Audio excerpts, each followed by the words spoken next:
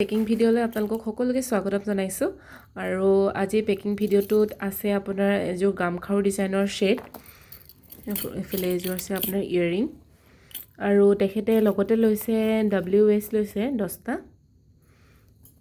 আৰু এইটো তেখেতে সিঙ্গল চেইনত লগাবৰ কাৰণে লৈছে আৰু এইফালে তেখেতে লৈছে আৰু পাৰ্ট চেইন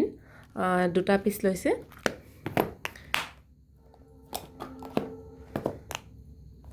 আৰু এটা খুব মৰম লগা ষ্টনৰ শেড লৈছে এটো আৰু এফালে বল চেইন লৈছে বিগ সাইজৰ এনেকুৱা লৈছে তেখেতে দুটা পিস